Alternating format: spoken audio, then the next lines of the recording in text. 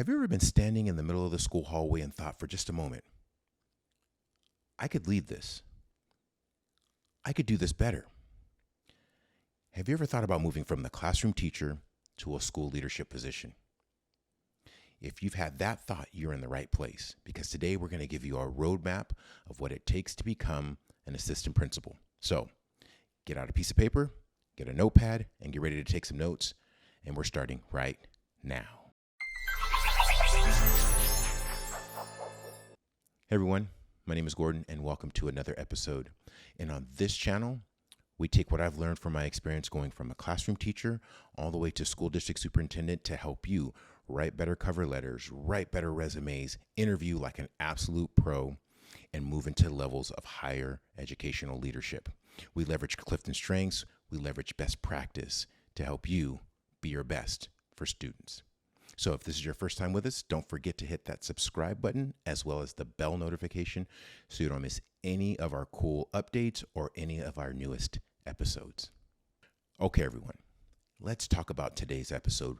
We're going to talk about becoming an assistant principal, and we're going to give you a roadmap. We're going to give you 5 insights to consider and to think about when moving forward with becoming an assistant principal. Now, I know a little bit about this because I've served as an assistant principal of high school on my journey and my path from classroom teacher up to school district superintendent. So the critical nature and the critical importance of the assistant principal to the operations and the effective management of a school site is so essential and so important. So we're going to jump in. We're going to give you some tools and some resources to think about and to consider as you move forward in your journey to become an assistant principal. So let's get ready and let's jump right in. But before we jump in, share with me in the comments below, what has inspired you to want to take on roles within educational leadership? What's inspired you? What's gotten you motivated? What's gotten you excited about becoming an educational leader? Share that with us in the comments below. And now we're going to jump right in with insight number 1 on our roadmap. Assistant principal insight number 1. Understanding the roles and responsibilities of the assistant principal position.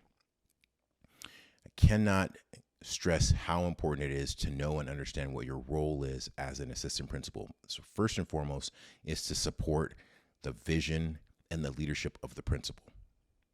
And secondly, it is going to be to maintain and manage the day-to-day operations of the school site. It is your job to make sure that the trains run on time as the assistant principal. So you will be doing lots of different things. You're going to have an umbrella of responsibility that is going to be very, very, very wide.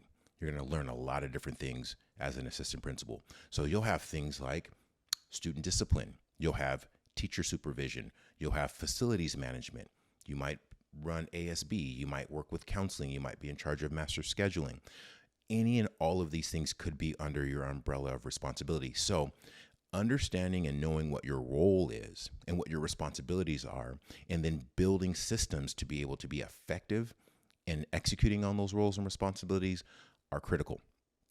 But don't forget that your number 1 role and responsibility as an assistant principal is going to be to help the principal successfully implement and execute on the vision that they've established for the school.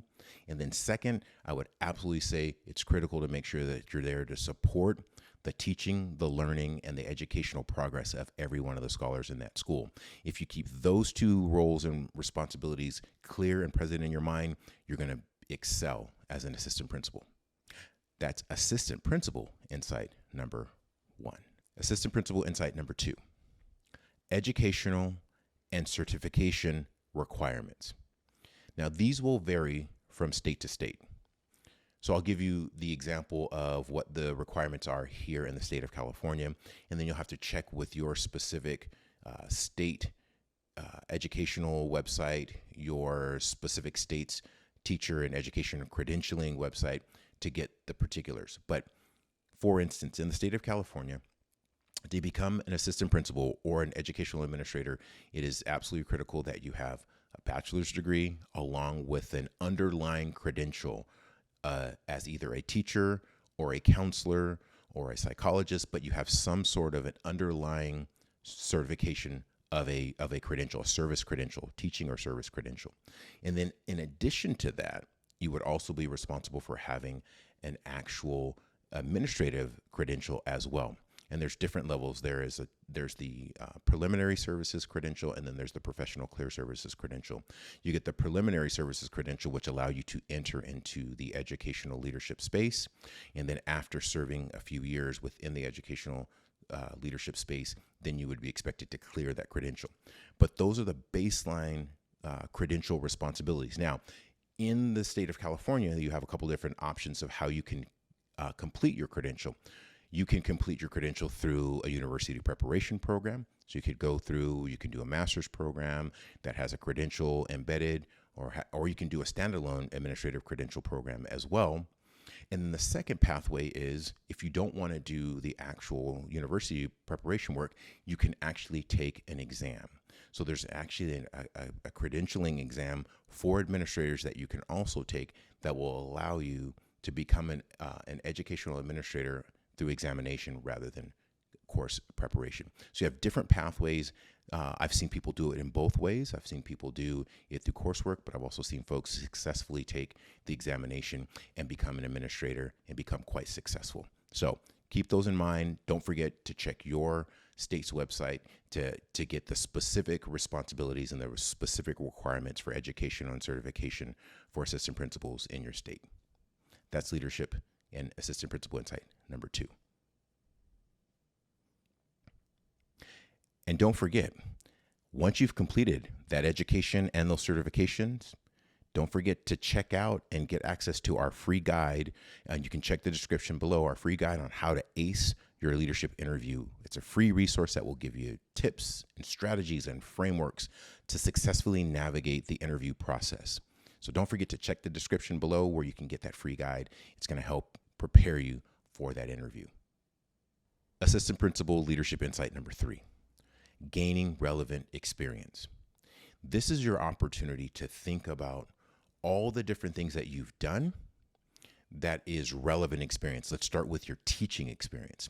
So having been a classroom teacher, having served in that role of designing units, assessing students, supporting students of diverse learning needs, being able to have strong procedures and strong roles, responsibilities within your classroom, and being able to support students and build a nurturing environment while holding students accountable. These are all things that are going to translate really well with you when you move into the assistant principal position.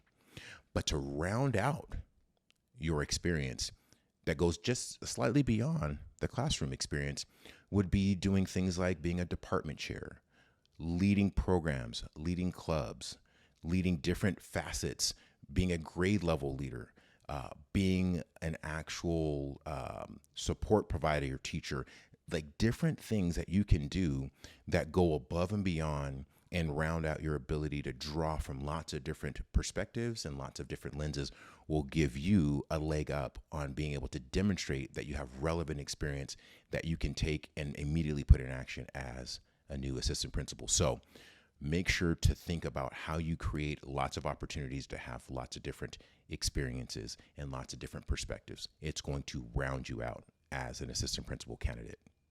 Share with us in the comments below what types of experiences and what types of activities have you engaged in that have prepared you to become an assistant principal. Share those with us in the comments below and help out our viewers to get more ideas and more thoughts and more perspectives about the different things that they could access on their path to becoming an assistant principal as well. Share that with us in the comments below, and we're going to move to assistant principal insight number 4. All right, assistant principal leadership insight number 4. Skills and qualities for success. There are a core set of capacities, a core set of skills that I think successful assistant principals will have. So the very first one is they are effective communicators. They are able to convey information. They are able to convince. They are able to inspire. They are able to redirect. They are able to clearly communicate what is necessary to move forward in a given circumstance. The ability to be an effective communicator is a core capacity of all assistant principals, of all leaders, quite frankly. So making sure that you've really brushed up on your ability to be an effective communicator and thinking about skills and strategies that you need to be able to use to be an effective communicator. That's one. Number two is the ability to be a problem solver. As leaders, I can tell you, we spend a lot of time solving problems. We spend a lot of time dissecting, breaking down, analyzing, and figuring out how to fix things, how to build things, how to modify things. That is critically important for an assistant principal to be able to do that. So a problem solving ability. And then the last piece in this is leadership, the ability to stand up in front of people and be able to lead, be able to inspire, be able to draw people into your ideas, be able to build bridges, be able to connect people, be able to support people. The ability to demonstrate leadership is a core capacity of assistant principals. The sooner you can demonstrate those abilities, the more effective you are going to be able to be in bringing people towards you, being able to galvanize a team, build a team, direct a team, support a team. That's going to be critically important. So communication, problem solving, and leadership are core capacities. Now, how could you build this? It's knowing and understanding who we are as people. And so this is where Gallup's Clifton Strengths come in. Gallup Clifton Strengths is something that I have utilized for my entire career to help me galvanize and leverage my own natural talents, gifts, and abilities for the people that I serve, for the communities that I serve. So learning more about your Clifton Strengths, you can check out this video right here, but learning more about your Clifton Strengths is critically important to understanding who you are and then knowing that what your natural gifts and talents are, and then how you put those and apply those in the context of being an assistant principal, of being a leader, of being a coach, of being a mentor, of being somebody who students can look up to, somebody that parents can believe and trust as they send their children to spend time within your school. These are critically important. So the skills, the knowledge, and the capacity, and those qualities that you need for success are embedded in this assistant principal insight number 4. Don't forget those critical aspects. Assistant principal leadership insight number 5. This one's important. Networking and mentoring. I cannot stress enough how important it is to have a network of people, of like-minded individuals, people who are similarly situated in their educational journeys, in their leadership journeys, in their professional journeys, people that you can talk to that are local within your same district, people that are regional, maybe within your same county, people across the state, people across the nation. Building these networks so that way you can learn and grow from one another is really, really important. So always be looking for ways to build your network as an assistant principal, as a teacher leader, and then as an assistant principal. And as you continue to move up through the ranks of educational leadership, you're going to have lots of opportunities to build that network. My network is huge. It's because I intentionally have been building it over the last 2 decades to have leaders all across the country that I can call and lean on and ask questions and get insights from. Building that network is really, really important. And then going one step beyond just having a network is the concept of mentoring and coaching. Everybody needs a coach. Everybody needs a coach, because coaches operate in your blind spots. They help you see what you cannot see. They are far enough away from something to be able to give you an honest assessment of something that, quite frankly, because you spend so much time in the thick of it, you can't actually fully see it or fully embrace what it is that's happening. Your coach allows you to pan out, stand back a little bit further, so to be able to see the entire scope of the problem, the entire scope of the challenge that you've got to address, and then be able to build a plan. And your coach or your mentor will help you build that plan, because normally your coach or your mentor has experience that you'll then be able to tap into, you'll be able to then leverage. I have had a coach in nearly every position that I've ever had, from early administrator all the way up until now as a practicing superintendent.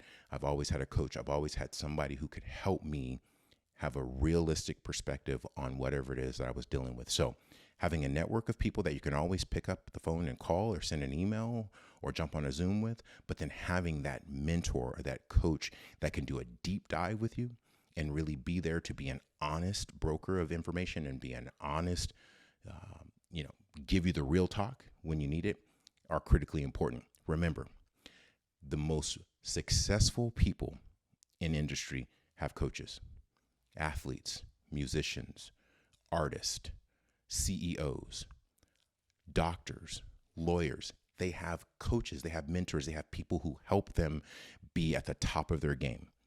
So if those folks can operate at a higher level with a coach, we as educational leaders certainly can as well. So don't forget, assistant principal leadership insight number 5 is mentors and networks are critically important to your long-term success as an assistant principal and an educational leader. So if you got some value out of the video today, if you got some value out of the episode today, give us a thumbs up, like the video, subscribe to the channel, and share it with a friend. Share it with 10 friends. We are on a mission to help to identify, support, and build up as many educational leaders as possible. That is our mission. That is what we wake up for, to build teachers, coaches, assistant principals, principals. We want to build the next generation of educational leaders and educational inspirers. So don't forget to check the description below for additional information on coaching and resources and Clifton Strengths and the guides and the resources. That's all there for you. We just want you to be supported with resources that can help you along the way. And until we see you on the next video, I want you to be well. Check out this video as well, and we'll see you on our next episode. Talk real soon. Thanks, everyone.